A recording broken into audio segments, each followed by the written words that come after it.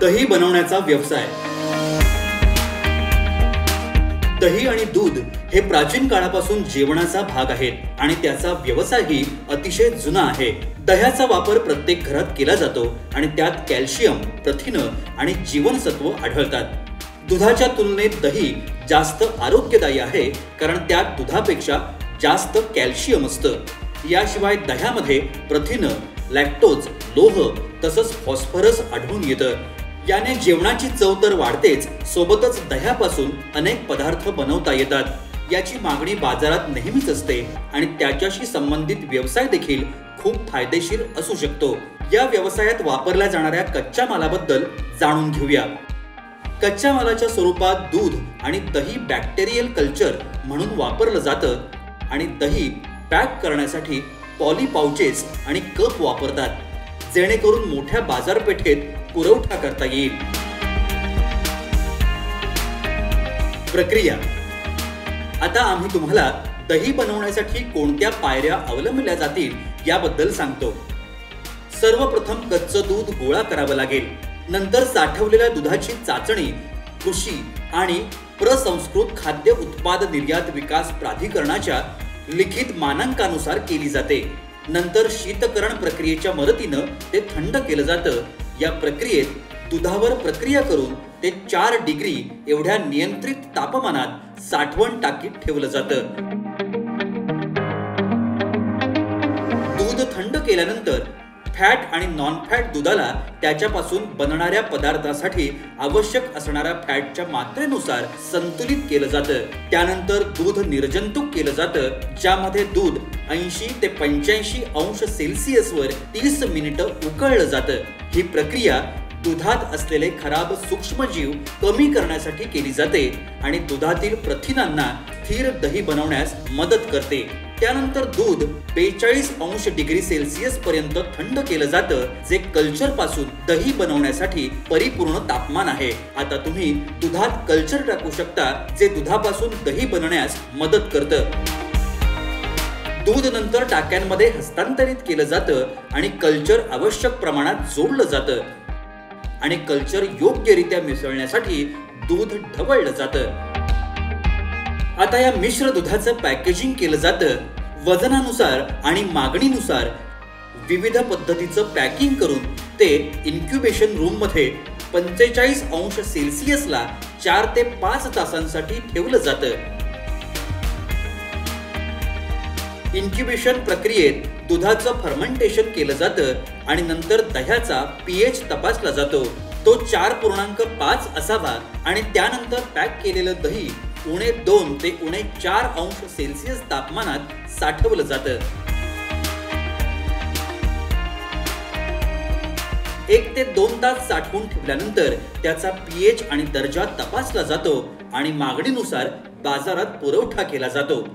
दही हा एक असा पदार्थ आहे जो बनवण्यासाठी जास्त यंत्रांची आवश्यकता नसते, परंतु हा उद्योग सुरू करण्यासाठी तुम्हाला काही यंत्रांची आवश्यकता नक्कीच पडेल, जसं की दही एसएस टाकी, उष्मायन खोली, शीत खोली, दही पॅकेजिंग यंत्र, थर्मायझर, होमोजेनायझर इत्यादी।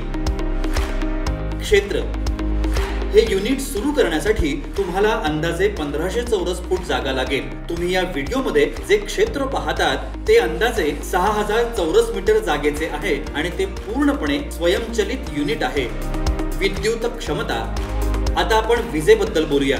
पूर्णपणे स्वयंचलित प्लांटसाठी तुम्हाला 300 ते 350 kVA वीज कनेक्शन आवश्यक असेल। लहान युनिटसाठी तुम्हाला अंदाजे 10 किलोवॅट वीज लागेल। मनुष्यबळ।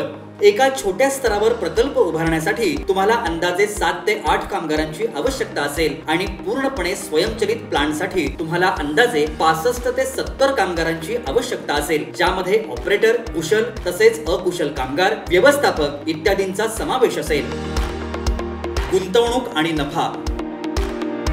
जेव्हा आपल्याला एखादा व्यवसाय सुरू करायचा असतो तेव्हा हा व्यवसाय सुरू करण्यासाठी किती गुंतवणूक करावी लागेल आणि या व्यवसायातून किती नफा कमवता येईल हे जाणून घेणं महत्त्वाचं आहे।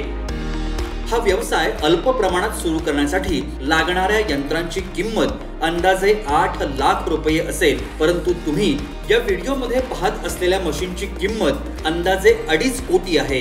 या गुंतवणुकीची किंमत व्यवसायाच्या आकारावर आणि प्रकारावर अवलंबून असते, जसं की पूर्णपणे स्वयंचलित किंवा अर्ध स्वयंचलित प्रकल्प। जर तुम्ही 100% क्षमतेचा एक लहान प्रकल्प चालवत असाल आणि दररोज 800 किलो उत्पादन करत असाल आणि तुमच्या उत्पादनाचा बाजार दर अंदाजे 60 रुपये ते 70 रुपये किलो असेल, तर तुमचा उत्पादन खर्च अंदाजे 50,000 रुपये असतो। कच्चा माल आणि इतर खर्च वजा केल्यावर तुम्ही 5,000 ते 6,000 रुपये सहज वाचवू शकता। याचा अर्थ तुम्ही तुमची उत्पादनं विकून अंदाजे 1,20,000 रुपये प्रति महिना नफा कमवू शकता। परवाने तुम्हाला या व्यवसायासाठी FSSAI, GST, उद्यम आणि ट्रेडमार्क यासारख्या काही परवान्यांची आवश्यकता असेल। राष्ट्रीय खाद्य तंत्रज्ञान उद्योजकता आणि व्यवस्थापन संस्था निफ्टेम हे खाद्य प्रसंस्करण तथा उद्योग मंत्रालय भारत सरकारच्या अंतर्गत अन्न प्रक्रिया उद्योग तथा व्यवस्थापन क्षेत्रात कार्यरत असणाऱ्या शिक्षण तसंच संशोधन संस्थांचं केंद्रबिंदू आहे।